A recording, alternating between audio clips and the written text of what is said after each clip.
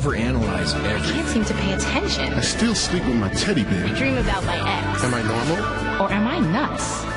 All right, who's normal, who's nuts? Dr. Keith Abloh answers that question exclusively for us. If he answers it for other people, he gets fined, so he will not. Dr. Keith, how are you? I'm okay. The non-compete feels a little weighty sometimes, but I'm okay with it. Welcome to showbiz, pal.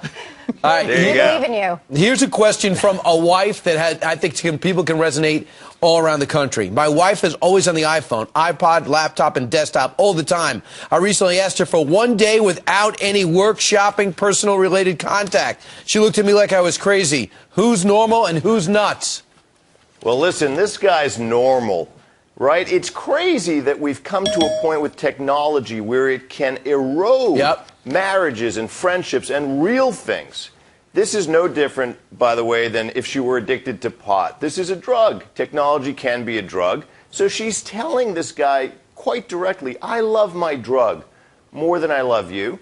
And he may have some decisions to make. Sure, and you say that to Elizabeth, who right now has her iPad right there. What you're talking about. I know how I'm just gonna loving a person scroll she is, so through. that's okay. All right, I will good. put it down and pick up a card instead. How's that for progress? We have another email coming in about sisters. It says, my sister cries over everything. Invite her to dinner, she cries over the invitation. Get her a gift, she cries because you thought of her. Don't even think about driving by a cemetery or watching a movie unless you want to hear her cry. Is this normal or nuts? Well, I don't want to hear her cry. It's nuts. Look, here's the thing. There's a real disorder where people live right on the edge of tears.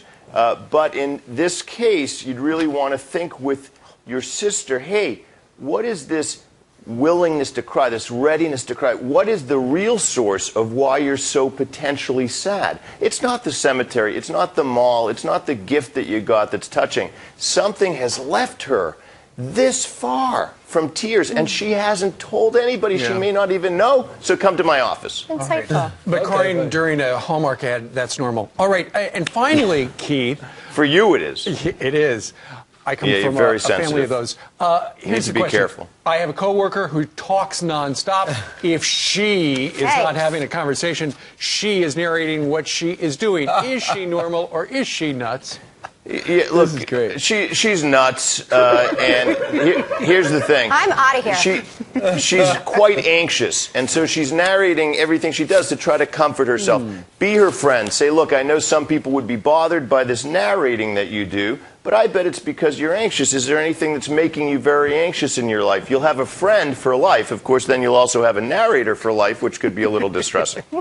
That's a good way to deal with it. Going to the garbage now. Yeah. Then I'm going to go My get my special coat on, friend. and then I'm going to walk to my car. I'm going to close the door now. I'll go All over right, the window. Dr. Keith, if you've got a question for Dr. Keith, email them to us at friends@foxnews.com, and we'll share them with Keith. All Thank you, Doctor. Sounds good. Be good. Thanks for the analysis.